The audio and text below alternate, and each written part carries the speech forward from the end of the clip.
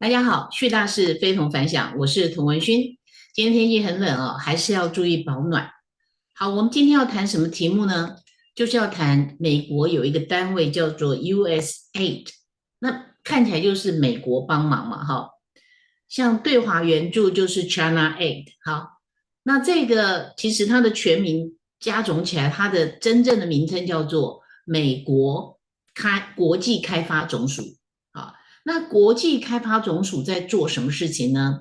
其实我找到一篇蛮完整的一个报道哈，这个报道呢是我们中央社的报道，我们把这个中央社的报道走一遍，那应该就可以知道哈，什么是这个国际开发总署。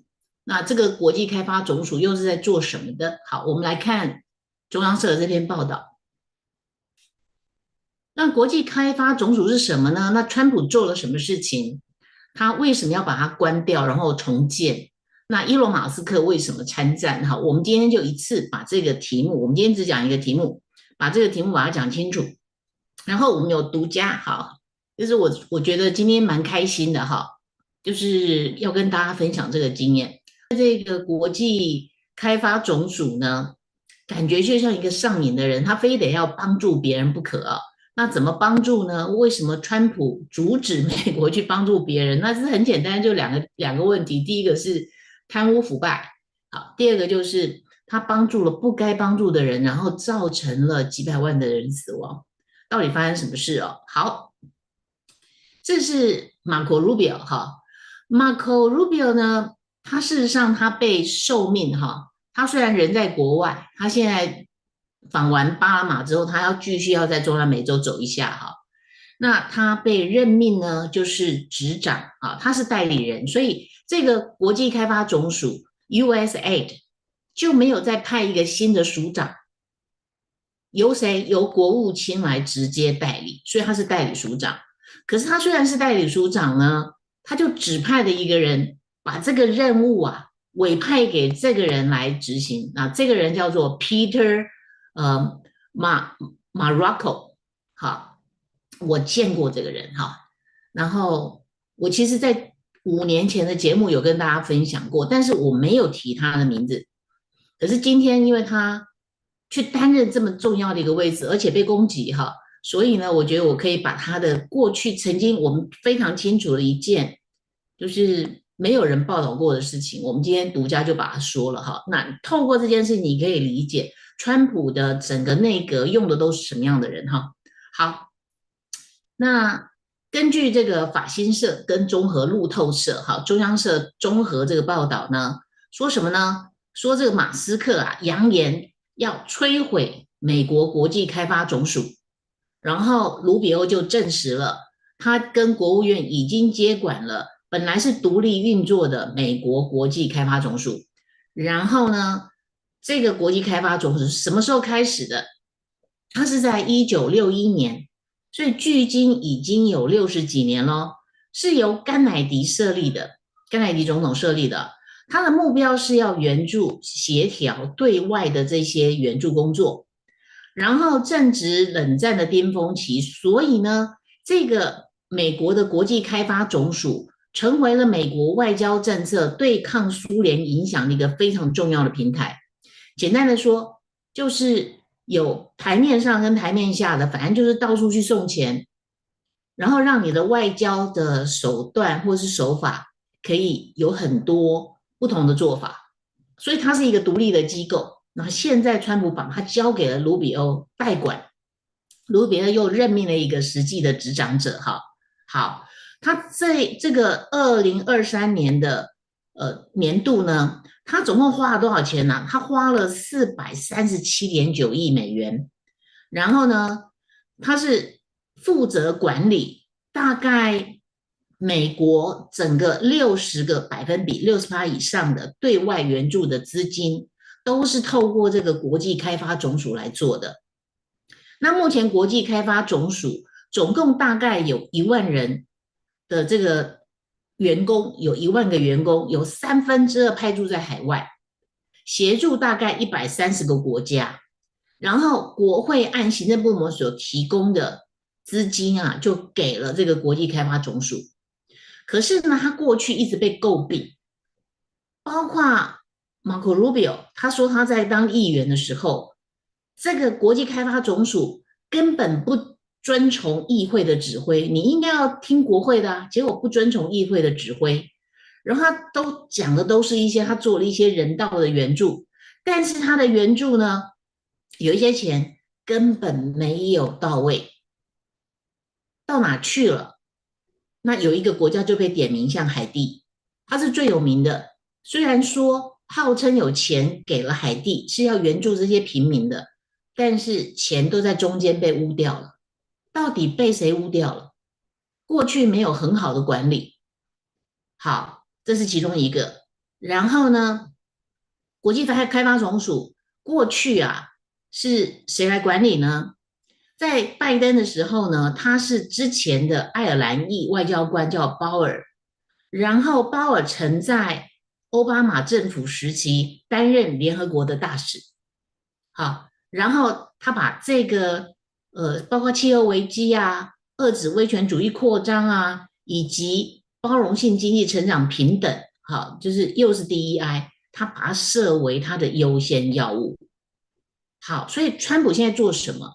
他暂停大部分的对外援助90天，然后表明呢，美国对外援助产业跟官僚机制不符合美国的利益，甚至在很多情况之下与美国的价值背道而驰。好，所以我们大概说明这样子，他过去做了什么，然后被诟病的地方。那为什么要关掉他？来了哈，我们就来看伊隆马斯克怎么说。伊隆马斯克呢，就在他的X 平台上面，他说了一件事情哈，这个也是英文的，那我们可以马上一键就把它翻译成中文。他引述了一个人的转发他的帖子啊，他说什么呢？他说你知道吗？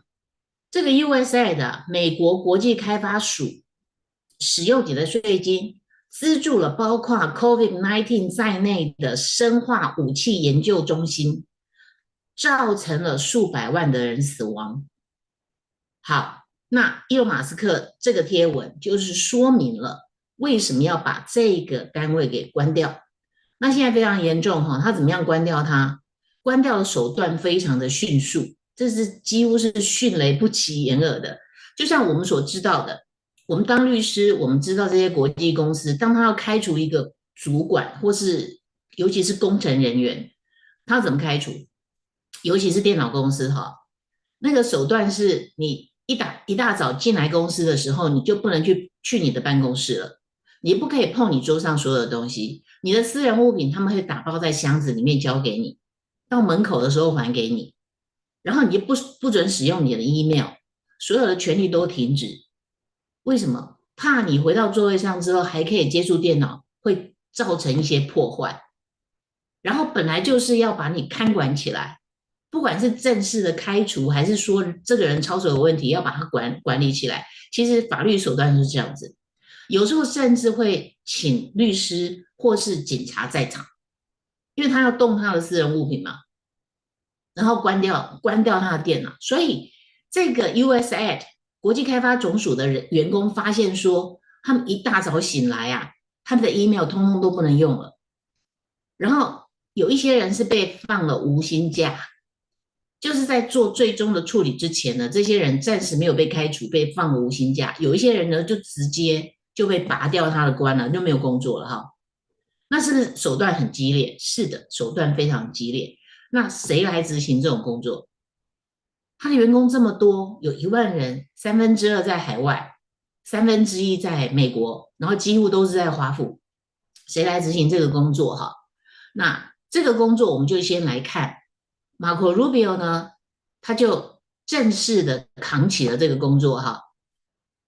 这个工作是Marco Rubio 他正式扛起这个工作，我们就来看，川普怎么来支持这件事哈。这是 NBC 的报道，NBC 报道他说 Marco Rubio 呢，他不但扛起这个工作，而且他授权有一个国务院的官员叫做 Peter。Mark， 他跟他的 last name， 他的姓跟 Marco Rubio 有点像，好，那个真的拼音有点像哈。Marco Rubio 是 Marco，对不对？然后他的 last name 是马罗科，就是 Marocco，Marocco，好，多了一个 C 哈，其实真的很像。那他要他去管理呢，美国国际开发署，那这个人是谁就非常重要，对不对？然后这张相片，这个影片呢，是川普一边他又一样了，一边在签这些命令的时候呢，一边回答前面记者的问题，然后他就帮这个伊隆马斯克辩解，他说现在有国会议员啊，像伊隆马斯克，他就直接在他 X 上发文啊，那他又不是官员，他凭什么可以看这些机密的文件？那川普就说，我呢，只要他涉及一些必须要授权的事项呢，我都有授权马斯克，所以你们不用担心他没有权限，我就授权他做啊。行政命令本来就可以授权别人做啊，我可以委外啊，我可以用契约的关系或是无偿的关系，我就委托他做。然后事实上，实质的行政的权利是谁在执行的？他有一个非常正式的，就是现在是代理署长。卢比欧现在是代理署长兼国务卿，然后卢比欧第一秒就把这个权利给了另外一个人，好，然后这个彼得马罗科他是谁呢？我们就来看看这个彼得马罗科哈，他长这样。事实上，我5年前见到他的时候呢，他更瘦，他现在的体态看起来还是维持的非常的好哈。那5年前看到他的时候，他更瘦。我记得我5年前怎么形容他哈，他西装跟他的衬衫跟西装裤哦，非常的合身，合身到什么程度呢？你可以看到他身上是几乎没有一点点赘肉，体态保持的非常好。他站在那边直挺挺的，然后眼神跟你讲话的时候，眼睛直视的你，一看就是军人出身，他就是军人，而且他是第一线的指挥官。他刚做了一件什么事情呢？他在泰国的机场，他带了一批特种部队，在泰国的机场哦，去援救一个非常有名的律师，他的太太跟2个孩子，要把他们救援到美国来。可是，在泰国的机场的时候，那个时候中共的公安、国安人员也在泰国的机场，而且泰国的警察非常的配合这个中共的这些公安，已经把人扣住，要交给中国了。那这些中共的公安就把他3个人呢，把他挟持上飞机。好，我们要知道这个国际关系啊，这个国际关系是这样子的：我们当在机场的时候，哈，因为土地是谁的，机场的土地当然是那个国家嘛，所以主权是谁的？泰国。因此，泰国的警方是不是可以带枪？诶，那美国的这些特种部队呢，身上有没有枪？不知道。他们如何经过安检可以进入机场里面？然后中共的公安呢，这些国安人员呢，他们应该身上应该没有枪吧？可是如果他是从他们自己的航空器上面下来的话，他身为航空器上面的维安的人员，他身上是有枪的。所以如果是从他们自己的航空器上面下来，然后在空桥这边要抢人的时候，会发生什么事？这个领土仍然是泰国的领土。好，然后呢，美国的飞机跟中国的飞机，飞机上面的领土，那视为是自己的主权的延伸，所以是中国的领土以及美国的领土。于是那天在泰国机场就发生这样的事情，泰国的警察不知道怎么办，他想把人交给中国的国安人员，可是你知道吗？就是这一位，他是海军陆战队出身，然后他的学历非常的高。他除了是史丹佛大学，他也是后来应该是牛津大学，他是专门研究就是国际安全的这种战略，除了战略战术，他是实战的。然后在第一线，他救援过非常多人，从 ISIS 手上，他总共救援了4000多人。这样的一个战略的直接的指挥官，那一天带着部队做了什么事？他就直接从在机场上，在机场几乎跟中国的公安给打起来了，然后中国公安拿他们没有办法，他们就直接把这三个人呢，就是一个非常有名的律师被中共关押起来，然后他的太太跟2个小孩被救援到泰国之后呢，那泰国要把这些人交给中国，把他带回去，就把他押回去，然后他们就直接在机场从中国的国安手上把人抢过来之后，送上美国飞机，在没有护照的情况之下，直接到美国，就是这个人执行的哈。好，那我们来看看他的相片。5年前呢，他更年轻，好，当然更年轻嘛。可是他现在看起来还是很年轻。如果你有跟他面对面讲话的时候，你看他的眼睛炯炯有神哈，讲话跟回答问题的那个样子。然后我们来看，这个是，我也可以把它翻译成英文，从英文翻译过来。这个是美国国防部的他的档案，怎么介绍这个人哈？我们把它翻译成中文。他曾经担任就是非洲事务的副助理部长，国防部非洲事务的副助理部长哈。然后他怎么介绍他呢？他说他曾经在这个职位上面领导美国在非洲的国防政策，担任高级国防官员，负责应对非洲大陆对美国公民、美国本土及美国盟友的一些伙伴跨国威胁。他处理过这些事情啊，然后因为是非洲，对不对？他也处理了，包括监督西半球、欧洲、欧亚、近东事务的办公室，然后分析，然后对于这些政治暴力，还有战事叛逃和平进程打击暴力极端主义，他还推动了不稳定性监测分析平台，好，包括全球的扫描指数。然后他是在1993年的时候加入了美国海军陆战队，那时候才17岁。然后服役之后，他是侦察兵的排长，这个工作是非常危险的哈。然后在政府跟军中任职之外呢，他还曾经在私营部门任职。好，所以其实他很快的在他的很年轻的这样的一个职涯的生涯过程中，他做了非常多的事情啊，其中呢。他也不瞒着你，这是一个公开的美国国防部的他的 data 公开的资料。他说啊，他曾经营救、安置，好，然后康复，就是照顾他们超过4000名 ISIS 的幸存者，迫害的幸存者，哈。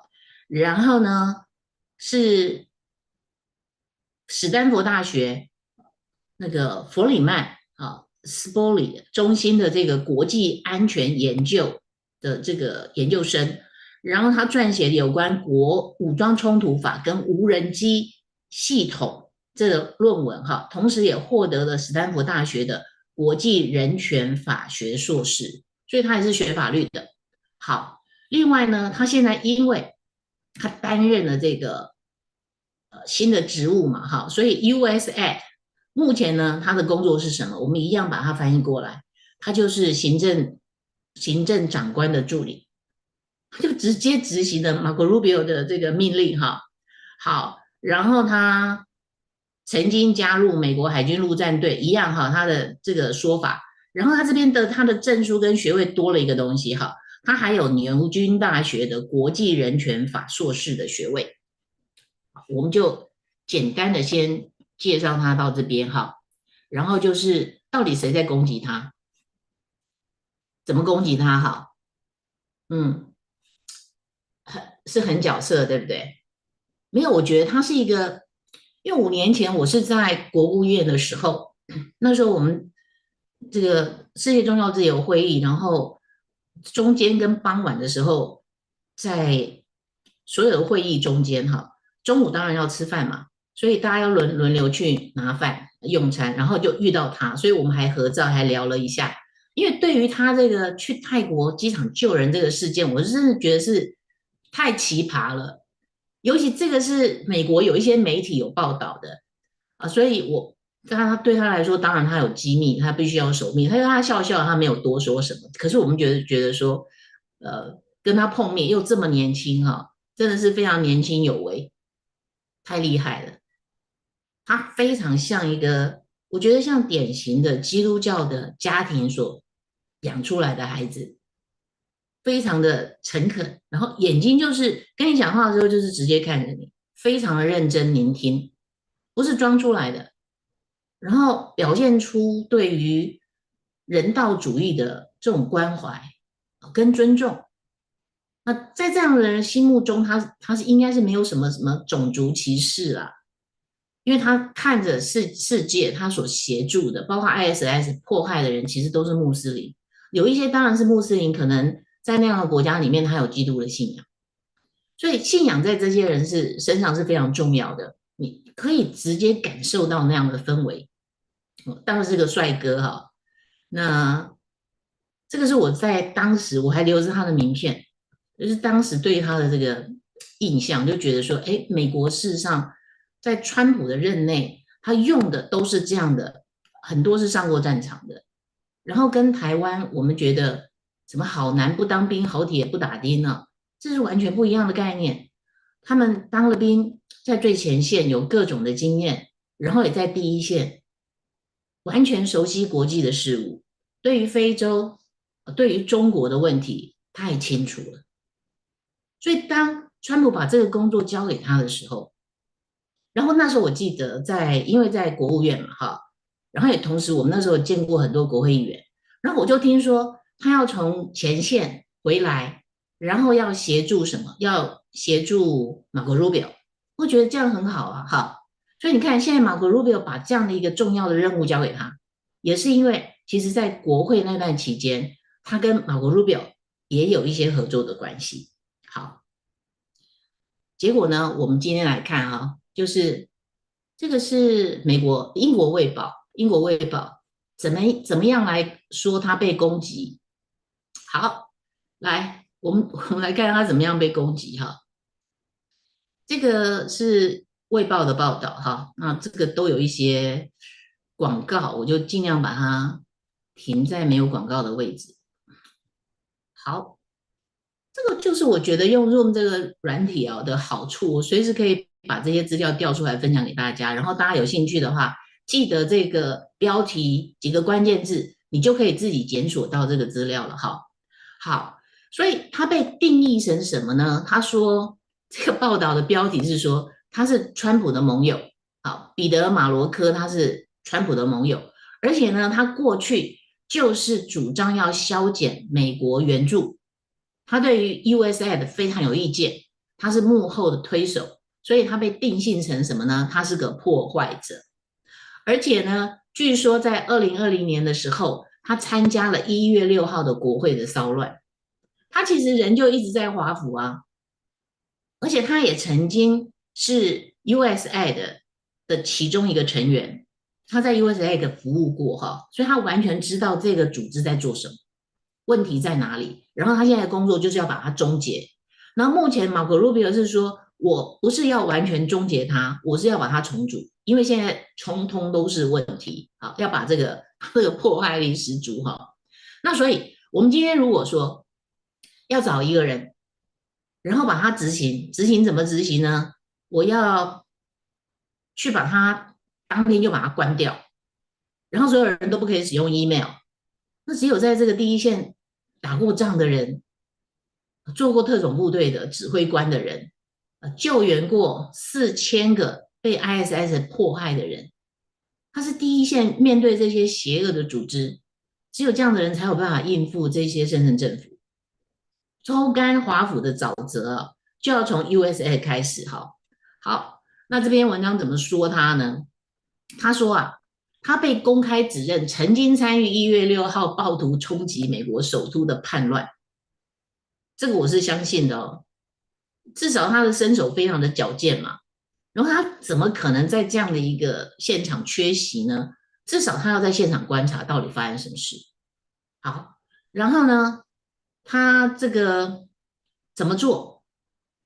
他在呃他说，在马洛科的这个领导下，政府全面冻结了海外援助，并下达了停工令，然后实际停止所有的运作，导致美国国内跟海外数百人下岗，就直接停止工作。好，然后现任美国国际开发署跟国务院的官员宣称了，该办公室在马罗科领导下，权力集中，破坏了国会的制衡，把权力交给一个没有被参议院确认的这个任命者，然后此人正在削减美国国际开发署跟国务院的海外援助项目哈，所以他说他是一个破坏者，我们非常清楚这一点哈。他想要怎么做呢？他想要按照他们的方式重建这个国际开发署。那下面当然还有一长串的这种批评哦。有兴趣的人可以回去看，来看这篇报道哈，我就不把它全部读一遍哈。我觉得挺有趣的。他怎么说呢？哈，我们来读这一段好了哈。他说这个礼拜，事实上就是台湾的时间大概2天前了哈。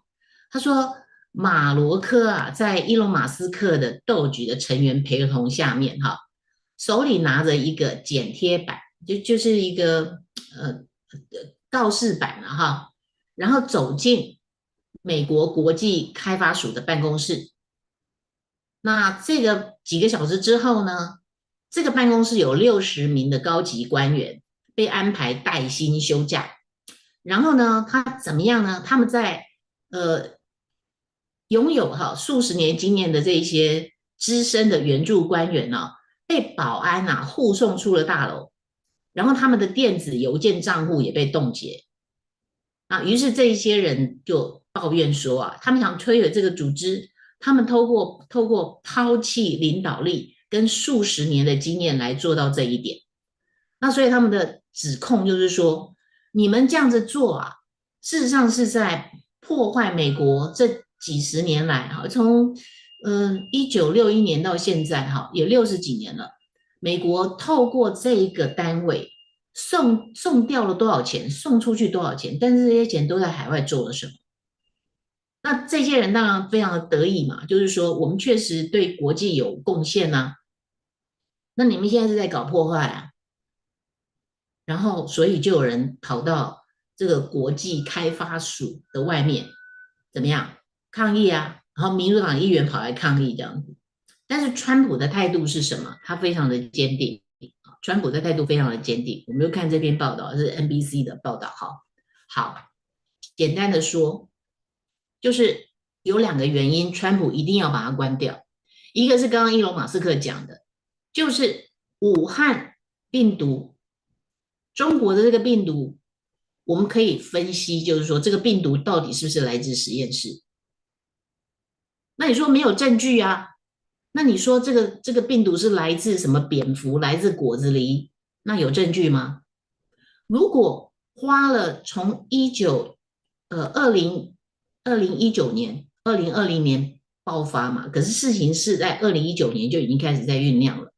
如果从2019年开始到现在，已经5年的时间，5年的时间，你在自然界找不到这个病毒的来源，找不到宿主，那如何变成全球大流行？如何变成全球大流行？你如果都找不到宿主，那怎么可能会有全球大流行？它应该是在深山老林里面的某一只动物身上带的病毒，不可能扩散如果扩散，一定有很多宿主，对不对？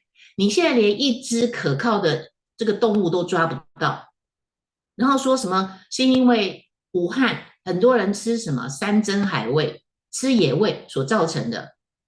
可是那个说卖野味的那个市场，也都已经被清扫非常干净你什么一颗病毒都没有找到WHO 那时候世卫已经事发了多久？中国终于开放边境，让他们进去说要检查，有检查到什么东西吗？什么都没有。所以当经过这么多年，你从自然界找不到任何一只动物可以证明它是来源或是可能的来源，那就是这只病毒是从实验室出来的啊，就这么简单啊。而且要一个什么样的实验室呢？要一个有用人体的细胞，先用灵长类动物，然后用人体的细胞去实验过的这样的一个实验室。好，那接下来的问题就是，是实验室泄露出来的，有两个可能性，一个是故意的，一个是意外。那我们就等着下一步要来怎么证明它是故意还是意外。这个我们再另外找一天来说好了。可是为什么要关掉这个国际开发署？你在开发什么？你开发了一只病毒，你协助了中共的这样的一个实验室，你既然给他钱，而且给了几百万美金，你到处乱撒币，到底为什么？那确实是不是给他？是啊。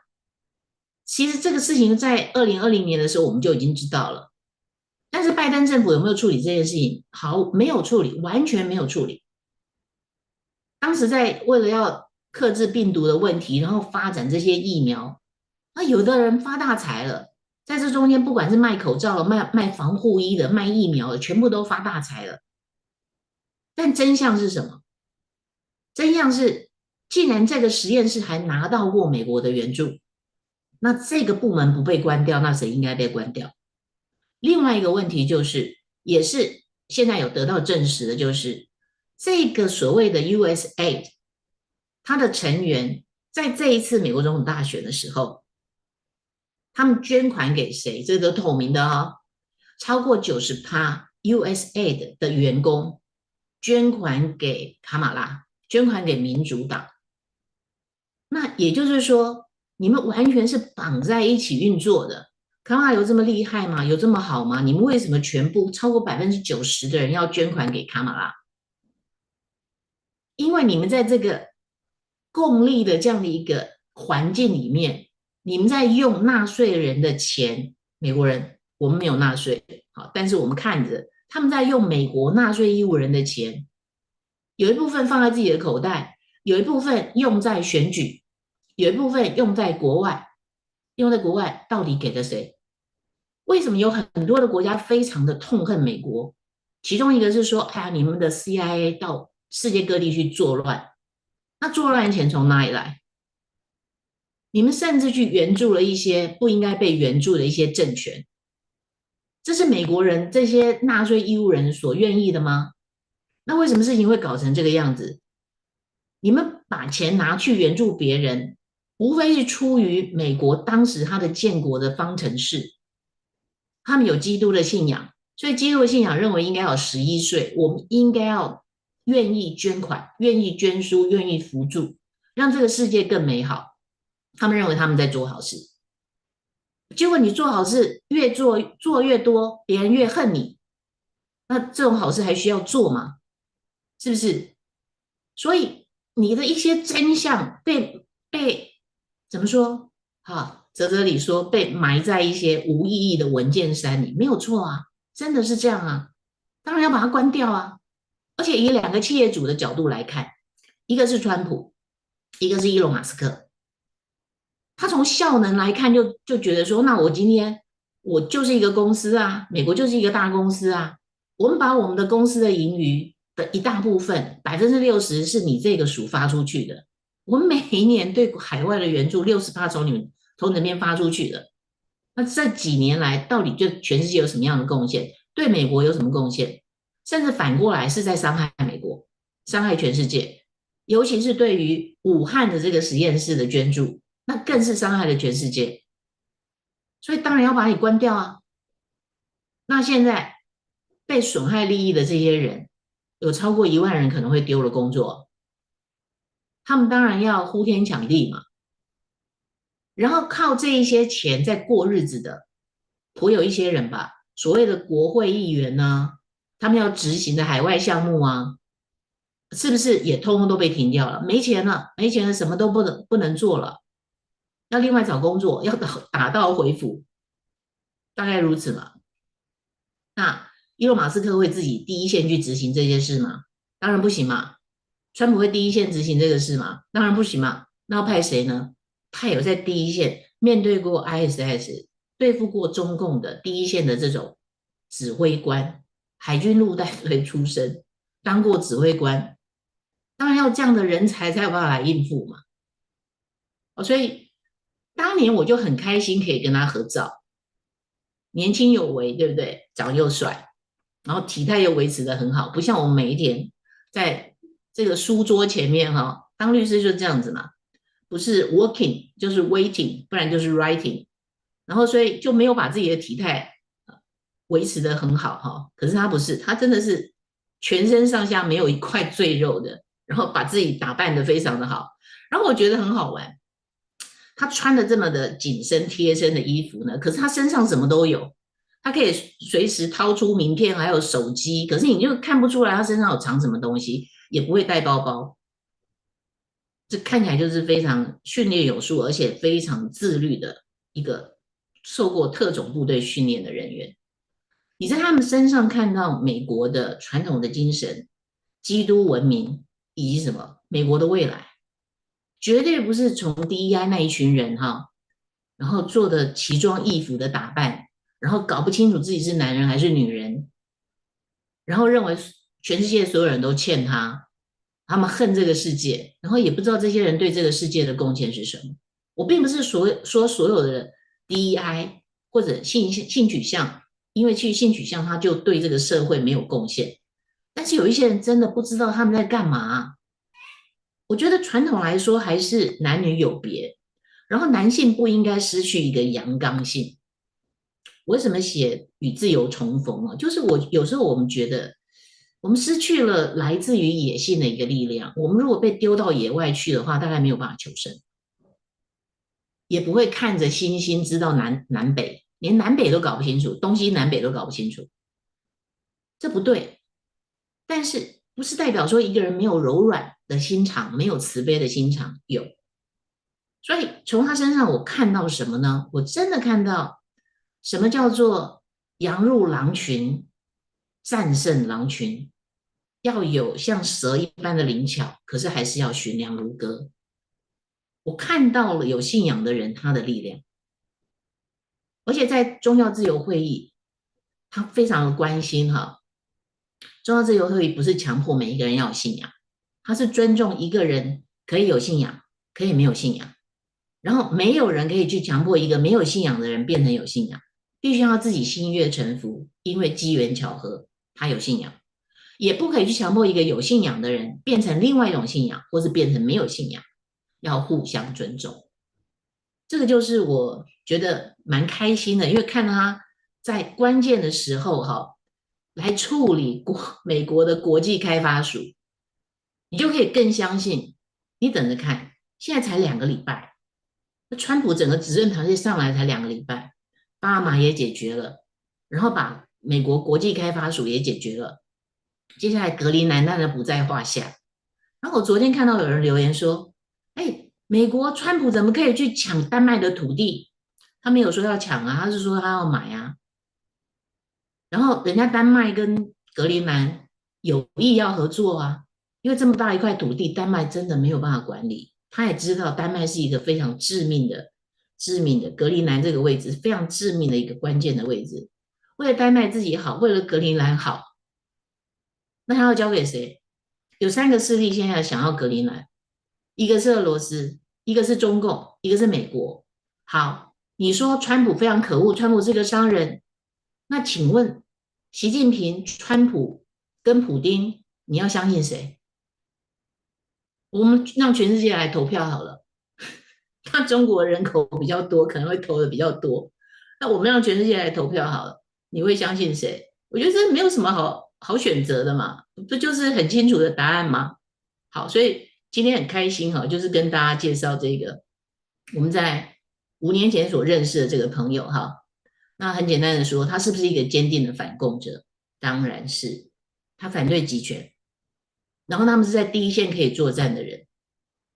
所以川普集合了一群能文能武的人，也可以打仗，也可以当文官。那他只是没有走那个议会的这个路线哈，我不知道他对于自己的未来的安排是什么。可是很清楚，他一定是前程远大。好，然后我们来看大家的留言哈，然后谢谢大家的抖内哈，谢谢千鸟，哦，谢谢老顽童，谢谢钟启兄，好，熟悉的味道，好，谢谢 Frank Nine 吗？Frank Nine，谢谢抖内哈，好，嗯。比如说什么整天为美国忧心哈，跟台湾有什么关系？是这样吗？那反过来你可以说，那台湾、美国可以说台湾跟我有什么关系啊？为什么要讲美国的这些事情哈？因为简单嘛，要叙大事。台湾没有什么事情好说的。为什么说要叙大事哈？就是跟大家介绍杨建龙先生这本书嘛哈。叙大事这本书刚好在旁边。好，叙大事这本书。哦，也顺便跟大家说哈，就是礼拜天，这个礼拜天，呃，杨秀文先生的这个写作的离线哈，在国际书展会有这个签书会，也跟大家介绍过了嘛哈，所以欢迎大家来签书会，我会去礼拜天的晚上哈，应该是7点开始到8点，在时报出版社哈，呃，大家知道时报出版社跟中国时报有没有关系？没有关系。从那个购并之后分家了，时报出版社是一个独立的出版社，只是它叫时报而已哈。时报出版社的摊位好，所以我们可以见面哈。然后事实上，在《旭大师》这本书就讲到的，就是我记得我在大学的刚毕业的时候，那个时候黄仁宇先生出版了一本书，叫做《万历几年》啊，万历15年是不是？那他一开始开宗明义就讲到，就是说，就是万历几年，然后没有什么事情，没有什么大事。那当一个国家没有大事的时候，没有大事可以讲的时候，那这个国家就走向衰亡。就像我们其实读过几次，那个当时荷兰在台南，他们每一天都要写他的关税的日志，热兰遮城的日志。那他会写说今天有几艘船进来，是日本的船还是荷兰的船？然后船上带着什么？然后收了多少关税？或者他会写说今天天气晴，然后无事。所以，我们今天为什么要续大事？如果我们不续大事的话，那每一天就讲一些琐碎的事情，也是有一些包括演艺圈的事情，就是让大家消遣的，或是大家关心、共同关心，有这样的一个经验。那戏曲嘛，是人生，也是我们必须有休息的时候，然后戏曲会感动人心，这些戏剧、音乐，所以大家现在这几天都在关心。我们台湾有一位演员，大 S，他在日本的时候，因为流感所以去世嘛，嗯，这真的是让大家没有料想到。那对于台湾来说是一件大事，可是真的它影响我们什么？它真的影响我们什么？没有，大家会去关心它，可是它真的影响我们什么？我觉得真正的大事是像川普他这几天所做的事情。那为什么美国国际开发署必须要被停掉？我们都被影响到了。这些钱如果继续乱用，会不会有下一个病毒出来？这绝对不对的。然后这些事情一定要被查清楚。那如果你不正本溯源，从来没有一任的美国总统去处理这件事情，可是川普他念兹在兹，他在上一任还来不及处理的事情，中间被中断了，中断了4年之后，他才刚上台，前面2个礼拜他就动手要处理这个事，这当然是非常非常重要。这个跟台湾有什么关系？我刚刚都讲那么明白了。这个彼得马罗科，他是坚定反共的，而且他现在坐在这个位置上，处理完这件事情之后，他还有别的工作要做，包括马克·鲁比欧是坚定反共的，包括川普的副总统 Vance 是坚定反共的。那这跟台湾有没有关系？当然有关系啊。好，今天我们可能因为只有一个这个，只有我们今天只有一个主题了哈，所以我可能不会讲满1个小时，免得时间太长。好，所以呢，对，就像钟启兄说的哈，不管你喜不喜欢，川普已经开始维持世界秩序，而且他这个做法是什么？就是从美国开始做起。我处理内政啊，这内政跟你们全部都有关系，每一个国家都有关系。然后对台湾来说，这真的是非常重要的一件大事。好，QDF 说最近好多病毒啊都很可疑，的确，那有人脑袋不太正常哈，有人脑袋真的不太正常，就觉得要把整个世界变成共产主义，你干嘛要强迫别人呢？所以为什么自由这么重要？为什么信仰的自由这么的重要？你不可以强迫别人，就这样子。你可以有信仰，你可以没有信仰。你要有信仰，你要信什么都是你的自由，但是不可以用你的信仰来想要改变别人。